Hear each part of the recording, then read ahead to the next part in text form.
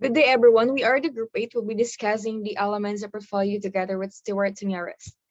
At first, we're going to explain the different essential elements of portfolio and examine an example to deliberately familiarize the elements of portfolio. So before that, I will ask a question. Have you seen a portfolio? I guess most of us have already seen a portfolio since from elementary to high school. In some cases, gipahimo tag portfolio pero wala na to na-recognize nga kanang atong gihimo kay portfolio ba na. So funny kaayo. So let's move on. The elements of portfolio. As we know, portfolio is a collection of students' works, efforts, and achievements toward attaining learning outcomes.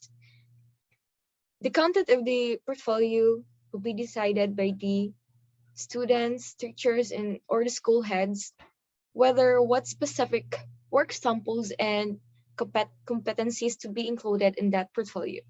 For example, scientific report or lab report and the other documents that will support and strengthens the students' progress toward learning outcomes. So the first element is the cover letter. This element talks about the author of the portfolio and what the portfolio shows about the author's progress as a learner. So in this cover letter, ari makita kung kinsay nagahimoan ang portfolio o ang iyang progress from over time.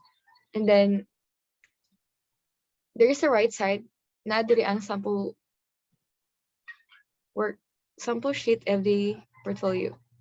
Na diri makita ang name or group, grade or year level, subject or course, purposes, then the table, which have the entries, scores, the comments and suggestions, the total grade, the type of portfolio, the recommendations, the future goals, the grade, and the evaluator.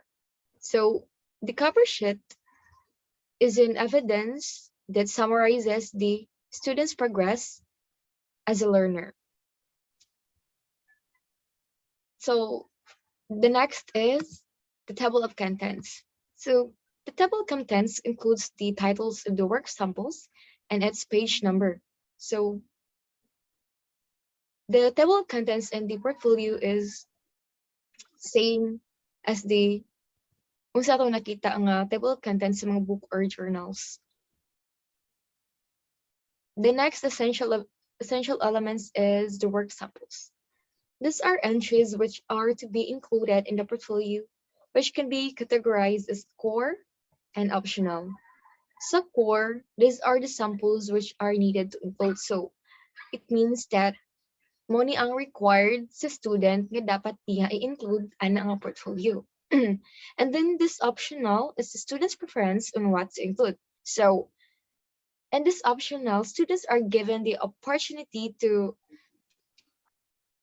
showcase their creativity and uniqueness as a student. So next. So to continue, another essential element of a portfolio is the dates. You should include the dates on all entries to be able to facilitate proof of growth over time. So in the work entries you have chosen to be in your portfolio, specific dates have to be included for all entries to facilitate evidence of growth over time. So next essential element is the drafts. Drafts of oral, and written products and revised versions have to be included in the portfolio. Examples are first drafts and corrected revised versions. Next essential element is the self-assessment. This is written by the student or the group members, which could be in terms of self-reflection and analysis or a form of insights. It can appear in the different stages in the learning process. Through reflection, students can express their feelings regarding the progress and or themselves as learners. Questions that students have to consider in making reflections for each item in the portfolio follows.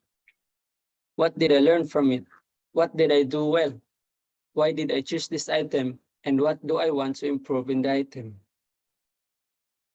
So next is so that's it for the self-assessment element.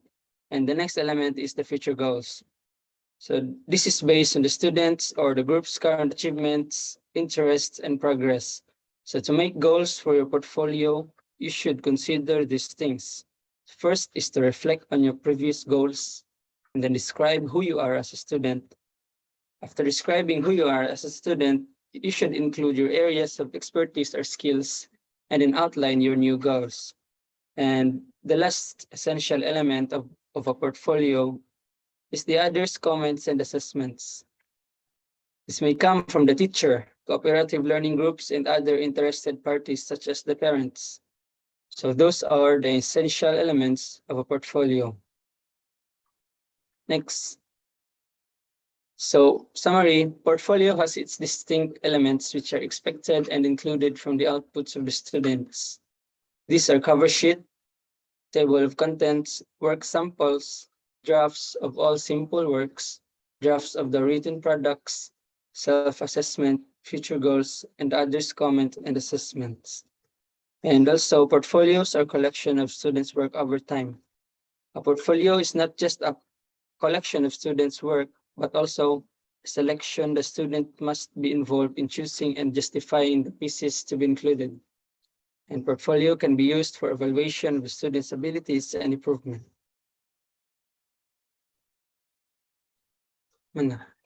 So, thank you for listening. That will be the end of our presentation. Sure. Gina, stop daw.